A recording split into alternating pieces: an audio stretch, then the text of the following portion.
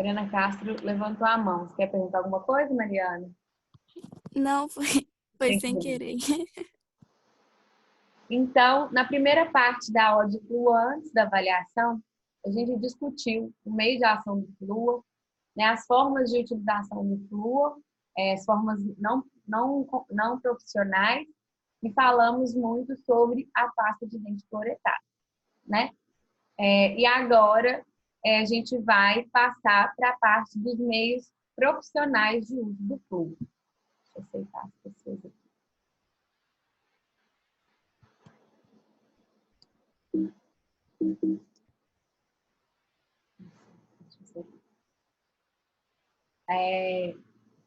Deixa eu passar essa parte aqui, a gente, né?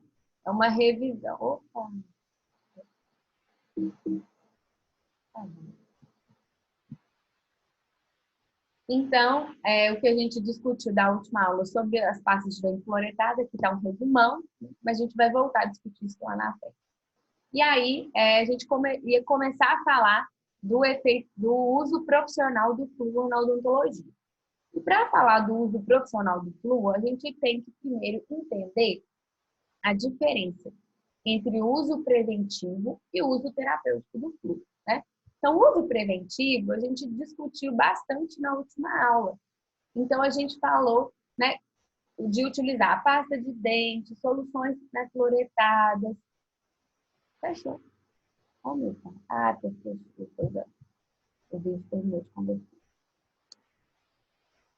Então, a gente falou muito sobre o uso, né, meios de flúor da água fluoretada para prevenção, ou seja, para prevenir que o processo de cárie aconteça. Mas a gente sabe também que o flúor ele tem um papel terapêutico, ou seja, ele também é considerado um tratamento para a cárie dentária. E quando é que ele é considerado um tratamento para a cárie dentária? Quando eu quero fazer a remineralização dessas lesões, sejam elas em esmalte, principalmente, mas também de lesões em dentina, né?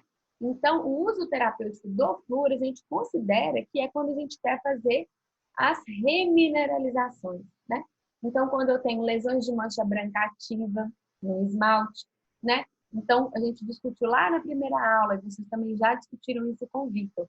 Então, quando eu tenho lesão de mancha branca ativa, que ainda não está cavitada, né? A nossa opção terapêutica é sempre a fluoroterapia. Então, a gente vai ser sempre mais conservador, né? E menos intervencionista. Se eu já tenho uma lesão cavitada, né? Uma lesão, às vezes, em dentina amolecida, eu também vou fazer, né? Essa remineralização para eu retomar o equilíbrio da cavidade bucal para eu poder restaurar essas lesões, né? Então, é importante que vocês entendam essa diferença, né? Do efeito preventivo e do efeito terapêutico. O uso profissional do flúor, a gente vai fazer ele com os dois objetivos, tanto para preventivo quanto para terapêutico também. E o que é importante que vocês saibam sobre o uso profissional do flúor é que, quando eu faço o uso profissional, o meu objetivo principal é formar um reservatório de flúor para que ele possa interferir no processo de descer. E que ele vai, assim como o flúor, né, que a gente consumiu na água fluoretada, na pasta de dente, ele vai reagir com cálcio na saliva e vai formar fluoreto de cálcio, que vai ficar armazenado daquela maneira ali. E ele é solúvel na saliva, sim, porém esse processo é lento, né? Então, por isso que ele fica, né? Ele serve como reservatório, para que quando haja momentos, né, de desrer, né, ele possa interferir.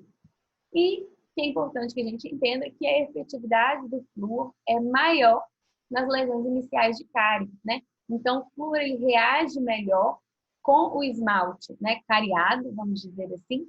Então, ele reage melhor, né, com as lesões iniciais, lesões de mancha branca ativa. Ele é mais efetivo ainda.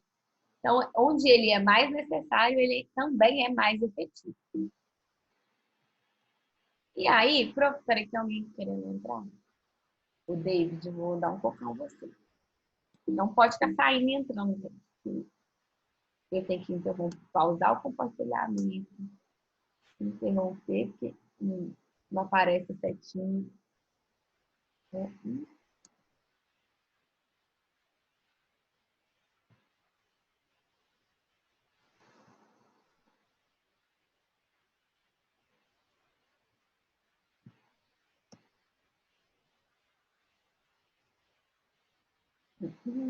Cadê? Então,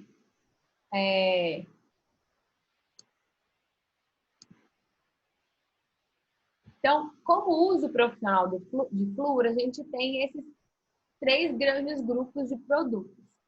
Então, a gente tem o gel, que pode ser neutro ou acidulado, né? Que são esses 3 que estão aí. A gente tem as espumas de flúor e a gente tem os vernizes de flúor, né? E vamos falar um pouquinho sobre cada um. O gel e a espuma, primeira coisa que a gente vai falar é a diferença entre o gel, né? No mercado, vocês vão encontrar 2 tipos de gel de flúor. É um gel neutro e um gel acidulado. O que é o gel acidulado? O gel acidulado, ele é uma substância ácida. E qual é o objetivo dela? O objetivo desse gel acidulado é promover uma desmineralização inicial para que o flúor possa reagir melhor com a superfície do dente. A gente já não disse, né? Não disse no slide anterior que o flúor reage melhor com a superfície cariada, né? Então, não é que ele vai promover uma lesão de cárie, não é isso? Mas ele vai reduzir o pH para que o flúor consiga reagir melhor com a superfície do dente. E qual que é a diferença entre o gel neutro e o acidulado?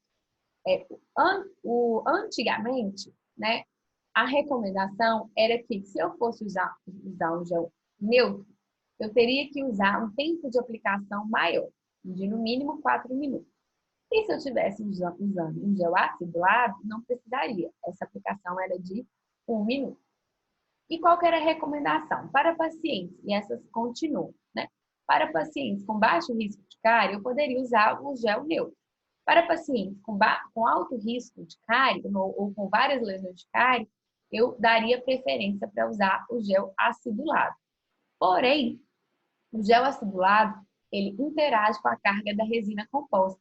Então, em pacientes que têm restaurações em dentes anteriores, restaurações estéticas de resina, a gente não pode usar o gel acidulado, porque ele interage com a carga da resina e mancha o término da restauração, né? Então, é bom evitar.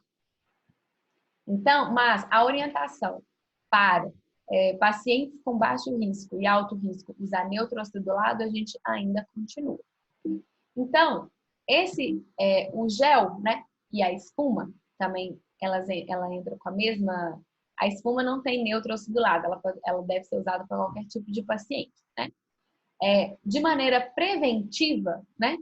Quando eu estou querendo usar de maneira preventiva, antes que essa lesão, né, tenha estabelecido, se eu faço aplicações semestrais, né, de gel e espuma, eu consigo reduzir em até quase 40% a minha ocorrência de cárie dentária, na prevalência de cárie dentária, né? Então, observe que é um método preventivo interessante. Por um tempo, muito se discutiu se essas aplicações semestrais de flúor, né, elas seriam efetivas como prevenção ou não. Até por um tempo, a gente não estava fazendo mais aplicações de flúor, né, em paciente nenhum profissional, porque a gente achava que não fazia diferença. O que iria prevenir era o flúor diário que esse paciente estava consumindo. Mas saiu alguns estudos recentes que mostram que, sim, além desse, obviamente é importante manter a concentração do flúor na cavidade bucal alta, mas que também essas aplicações semestrais elas oferecem uma redução de até 40% na ocorrência da cárie dentária quando é realizado semestralmente. Já os vernizes, né, que são esses 3 que estão aí do lado,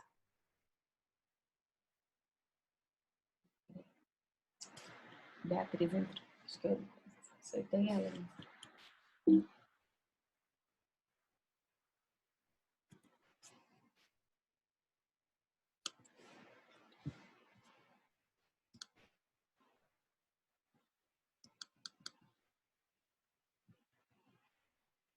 Gente, eu vou fazer assim, agora eu vou dar, sei lá, 10 minutos para vocês entrarem. Quem não entrou, não vou admitir mais, porque corta meu raciocínio, aí eu não consigo.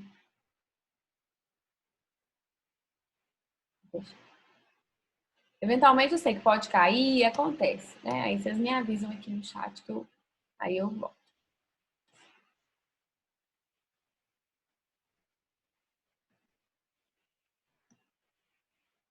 Já os vernizes fluoretados, né, que são esses, tem várias marcas comerciais, mas essas são as três principais. Eles apresentam uma concentração de flúor muito maior do que as oferecidas no gel e na espuma, tá?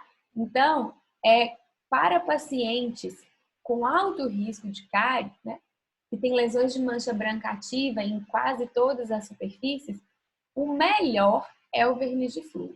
Né? Então, o material que apresenta melhor resultado de remineralização das lesões é quando a gente utiliza o verniz de flúor. Tem diferentes marcas comerciais. Né? Tem o Flor Lis, o Duraflor e o Durafat. Né? O Durafat é, na minha experiência profissional, o melhor de todos. Então, ele oferece um melhor resultado na remineralização das lesões. E ele tem uma vantagem, né? Ele é espesso, ele é espesso e viscoso. E como que ele age? Ele, quando você passa o verniz, tem umas imagens ali na frente, vocês vão ver. Ele forma uma película quando ele entra em contato com a superfície do dente e com a saliva, que gruda na superfície do dente e que faz, né, que permaneça ali por maior tempo esse flúor e aí ele vai agir melhor, né? Já o gel e a espuma, eles são mais líquidos, né? Então isso não acontece. A gente vai falar sobre as orientações da aplicação de cada um. Mas observem que, pelo verniz ter essa característica, ele fica reativo por mais tempo, né? Tem um tempo de duração maior e consegue produzir uma redução na prevalência de cárie dentária, né? Quando é usado preventivamente em aplicações semestrais, em até 46%. Então, são reduções significativas e importantes. Como que é a forma de aplicação? Vou passar tudo aqui para a gente ver. Então, deixa eu voltar.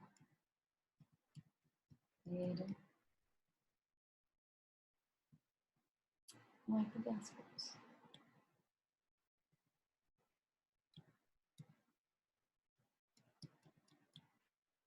Tá. Então, quais são as formas de aplicação, tá? Independente se eu estou fazendo uma ação preventiva ou terapêutica. Quando eu vou utilizar o flúor, né, aplicação de flúor, ou a gente chama de aplicação tópica de flúor, né?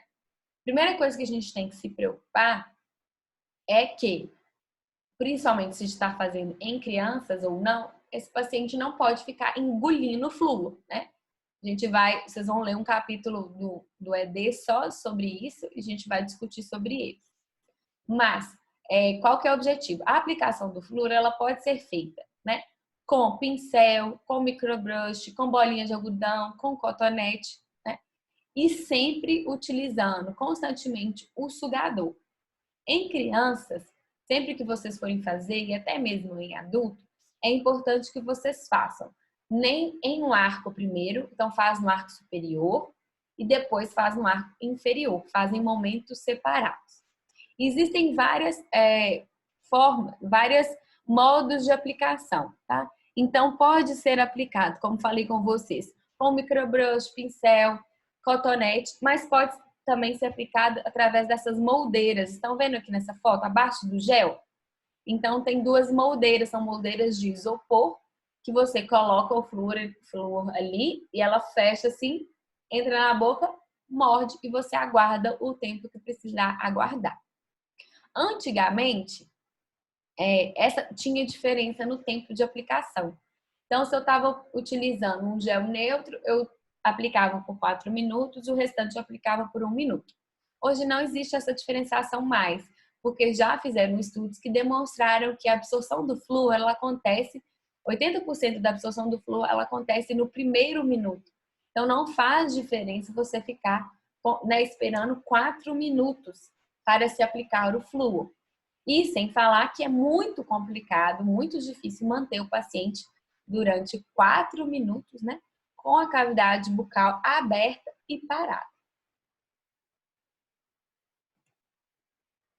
E aí, antigamente também, quando a gente fazia a aplicação, a gente recomendava que o paciente não podia comer nem beber água após 30 minutos, porque a gente acreditava que essa absorção do flúor ela ainda estaria acontecendo. Mas como a gente sabe que essa absorção agora ela acontece no primeiro minuto, não faz mais diferença. Então a gente não tem que fazer essa recomendação mais.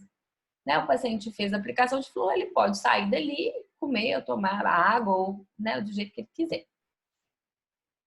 Outra coisa que a gente orientava antes, né? Que tinha que, para fazer a aplicação de flúor, a superfície tem que estar limpa. Não necessariamente. O flúor ele vai interagir mesmo com a superfície suja, mas para uma questão de educação e saúde, né? A gente não vai fazer aplicação de flúor com a superfície suja, né? Então a gente vai sempre primeiro realizar uma escovação prévia, né? Que seja com a escovação orientada, com a escova do próprio paciente ou com a profilaxia. Então nunca apliquem flúor, né? Com a superfície, não com biofilme presente, porque você está passando a mensagem errada para o seu paciente, né? Então, se você está aplicando flúor numa superfície suja, por que seu paciente tem que escovar o dente? Agora, uma coisa que é importante, né, de lembrar que para um diagnóstico correto de cárie dentária, a superfície tem que estar limpa e seca, né? Então, como que eu vou identificar se o meu dente está com uma lesão de mancha branca ativa? Na superfície tem que estar limpa e seca. E aí, isso tudo que eu falei, né, do modo de aplicação, ele indifere. É indiferente se eu estou fazendo com o objetivo de ser preventivo e com o objetivo de ser terapêutico. Quando eu estou fazendo com o objetivo de ser preventivo, então essa aplicação eu faço uma vez a cada 6 meses, quando o paciente for ao meu consultório para fazer controle preventivo. Mas eu tenho também um momento em que eu faço a aplicação do flúor com o objetivo de remineralização dessas lesões. E como que eu faço isso? Quando eu identifiquei que meu paciente está com lesão de mancha branca ativa, né? Várias lesões de mancha branca ativa e eu preciso remineralizar essas lesões, existe um protocolo que deve ser seguido. E qual que é esse protocolo? É fazer 4 aplicações semanais sucessivas. Então, eu vou aplicar no meu paciente a forma que eu escolher, ou verniz, ou gel, ou espuma. Porém, isso tem que ser realizado durante 4 semanas seguidas. Então, na semana 1 eu apliquei, na semana 2 eu apliquei, na semana 3 eu apliquei, na semana 4 eu apliquei também. Né? Um dia por semana. Por que que tem que ser assim? Não se sabe, né? Não existe uma explicação científica por que que é esse protocolo de 4 semanas. Mas existe uma comprovação científica de que esse protocolo de 4 semanas, ele funciona e ele remineraliza realmente essas lesões, né? Então, como que a gente deve proceder? Faço o protocolo de 4 semanas e aí eu vou reavaliar. Remineralizei, essas lesões passaram de opacas e rugosas para lesões lisas e brilhantes? Beleza. Ainda não remineralizaram todas, então eu faço mais um protocolo de 4 semanas. Então é assim que deve ser seguido, feito, quando eu quero fazer a fluorterapia ou a remineralização dessas lesões. E a forma de aplicação não vai interferir. Então, não interfere se eu estou usando microbrush, se eu estou usando cotonete, se eu estou usando bolinha de algodão, se eu estou usando a moldeira, né? O importante é que não fique com saliva, né? Nadando em saliva. Então, o sugador tem que usar concomitantemente e evitar que o paciente, né, engula, faça a deglutição desse flúor. A gente vai falar na próxima aula sobre os efeitos adversos do uso do flúor, da toxicidade crônica e aguda. Então, vocês vão conseguir entender um pouco melhor em relação a essa toxicidade. E uma outra questão que a gente falava muito antigamente, que hoje a gente já sabe que não é verdade, é que o flúor deveria ser aplicado a cada 6 meses. E hoje a gente sabe que não necessariamente, né? A gente já conversou um pouco sobre isso, a gente vai falar mais, mas cada paciente ele é único, né? E cada paciente vai exigir um cuidado diferente. Então, eu vou marcar o retorno do meu paciente para aplicação de flu de acordo com a necessidade dele. Então, pacientes que têm alto índice de cárie, têm novas lesões sempre, então eles vão precisar de uma atenção e de um retorno num tempo menor. Pacientes que têm uma dieta controlada, uma higiene bucal satisfatória, não têm lesões de cárie ativa, eu posso sim fazer esse reagendamento, esse controle preventivo com 6 meses.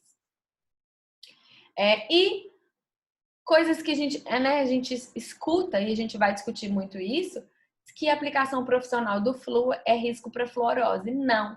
Vocês vão ler no capítulo no ED que eu vou passar para vocês e que a gente já vai combinar hoje como que a gente vai apresentar esse ED, tá? A aplicação de flúor, ela não tem possibilidade de causar a fluorose, porque a fluorose, ela é, como a gente conversou na outra aula, ela é uma ingestão crônica durante a formação dos dentes. Então, uma ingestão de pequenas quantidades de flúor por um longo tempo, quando o dente está sendo formado, né? E se eu tiver, quando eu estou fazendo uma aplicação de flúor profissional, eu estou aplicando uma grande quantidade de flúor num curto espaço de tempo. Então, eu posso levar o meu paciente a ter uma toxicidade aguda, mas não uma toxicidade crônica, que é a fluorose. Tá? E todos os tipos de flúor, o verniz, o gel, a espuma, eles vão ter o mesmo efeito. Então, não adianta ficar combinando um com o outro para potencializar o efeito. Isso não acontece. Então, se você decidir usar o gel, é o gel.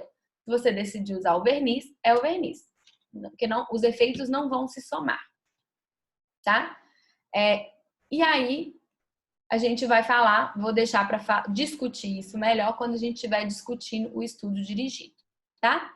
Que é sobre a fluorose. A gente vai chegar no próximo também, na próxima matéria, a gente vai começar a fazer as calibrações sobre diferentes alterações da cavidade bucal, cárie dentária e fluorose. Então, a gente vai discutir muitas características da fluorose. Mas primeiro é importante que a gente entenda como que a fluorose acontece.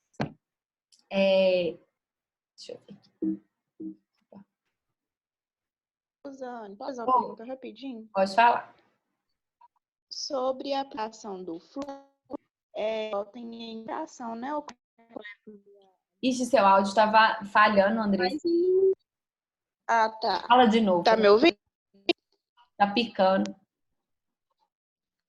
Sobre a aplicação do flúor, tá picando? Tá. Escreve no chat. Tá picando demais. Escreve no chat, Andressa. Deixa eu ver.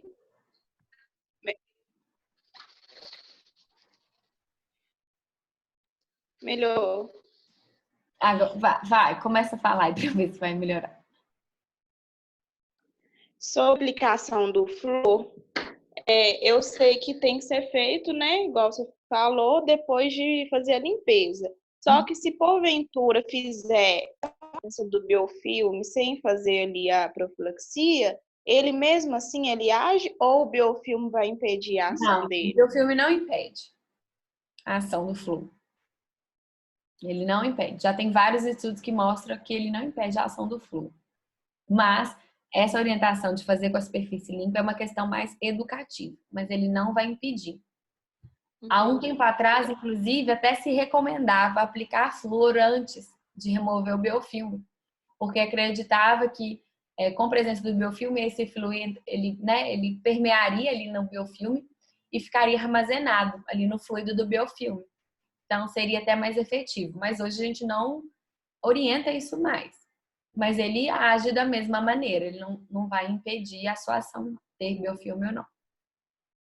A eficácia, então, é a mesma. A eficácia é a mesma. Então, por exemplo, antigamente até falavam assim, tem que passar o fio dental antes de escovar o dente, para que quando o flúor vier, a superfície esteja limpa, né, interproximal seja limpa para o flúor agir. Não tem essa comprovação, não existe isso. Então, na verdade, o flúor ele vai agir independente de ter biofilme ou não. É claro que, né, a gente já falou, eu mostrei para vocês na aula sobre biofilme. Quanto mais espesso o biofilme, né, menor a permeabilidade desse biofilme, né? Tanto dos agentes antimicrobianos quanto até mesmo do flúor, né? Então, assim, ele vai agir da mesma maneira, mas é claro que um biofilme maduro, né, um biofilme espesso, ele vai diminuir a permeabilidade do flúor, sim. E aí, gente, o que eu tinha pensado? Deixa eu fechar aqui. Eu tenho um estudo dirigido do flúor para passar para vocês que vale muitos pontos, inclusive, que valem aqui. Cronograma, cariologia. Vamos ver quantos pontos ele vale. Resumo do estudo dirigido de fluoretos, vale 3 pontos. E aí, eu queria, e eu mando como base um capítulo para que vocês leiam o capítulo e façam o ED. Então, eu gostaria que para a próxima sexta-feira, né, todo mundo lesse o capítulo e fizesse o estudo dirigido.